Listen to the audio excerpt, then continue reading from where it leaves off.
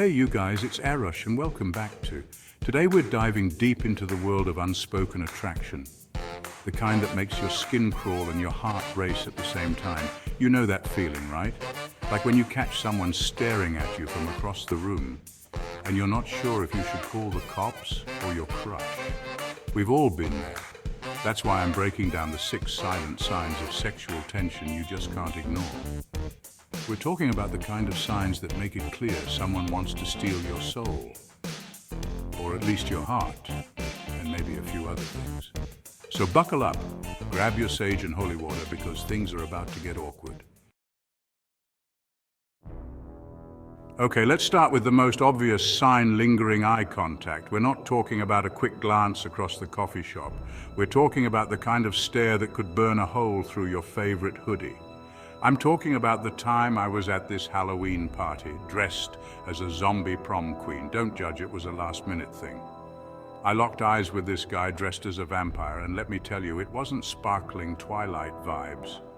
This dude was staring me down like I was the last brain cell he needed to devour to pass his college finals. I swear I could practically hear the spooky organ music playing in the background. It was intense, it was awkward, it was kind of hot.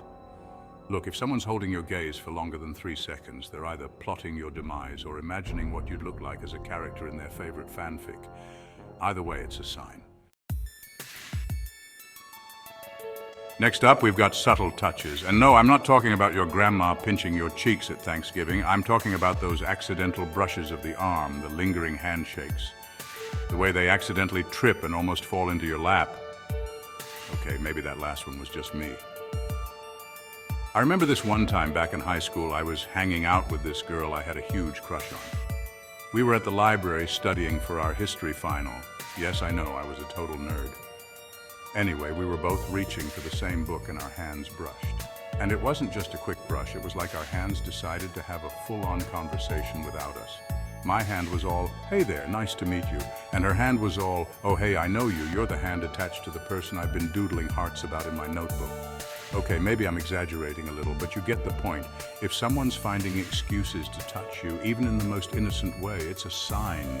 These small, seemingly insignificant touches can actually mean a lot more than you think. They can be a way of expressing feelings that words can't quite capture. So the next time you notice someone lingering in a handshake or brushing against you, pay attention. It might just be their way of saying they care, without actually saying it. Have you ever noticed how couples start to dress alike the longer they're together?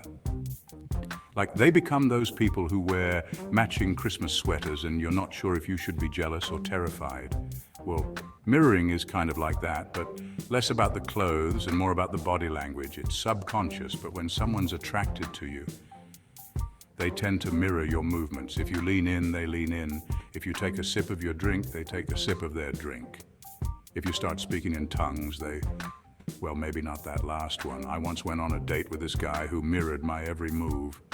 I crossed my legs, he crossed his legs. I scratched my nose, he scratched his nose. I started doing the Macarena and he didn't do the Macarena. But I'm pretty sure he was about to. It's like looking in a creepy, distorted mirror, but hey, at least you know they're paying attention, right? Okay, this one is a little more subtle, but just as telling. When someone's around you and they're feeling that sexual tension, they might get a little jittery. Think fidgeting, nervous laughter, rambling about their cat's obsession with hair ties. Okay, maybe that last one is just me again. It's like their body is trying to channel all that nervous energy into something, anything, to avoid making a move. I remember this one time I was at a party and I was talking to this guy I thought was super cute. He was so nervous, he kept spilling his drink on himself. Like every time I got close, he'd knock over his cup or drop his phone or trip over his own feet. It was like he was auditioning for a role in a slapstick comedy, and the role was hopelessly attracted to you. It was endearing in a chaotic kind of way. So if someone seems like they've had a little too much caffeine around you, it might just be the electricity of your presence. Remember in elementary school when that one kid would pull your pigtails because they liked you? It was their way of showing affection, even if it was a bit annoying. Yeah, well, some things never change. People still have funny ways of showing they care. Except instead of pigtails, it's your taste in music, your favorite bands, or that one song you play on repeat.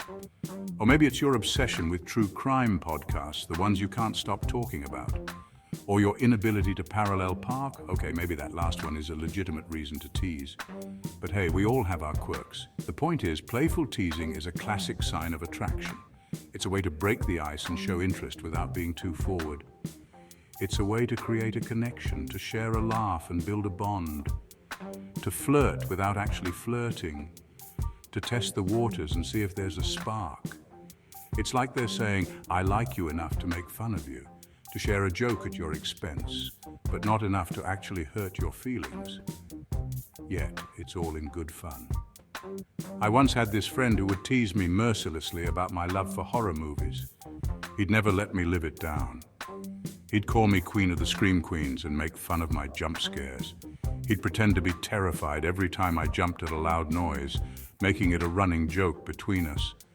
But then one night we were watching a scary movie and I got really scared. It was one of those moments where you can't help but jump. I was genuinely terrified, hiding under a blanket.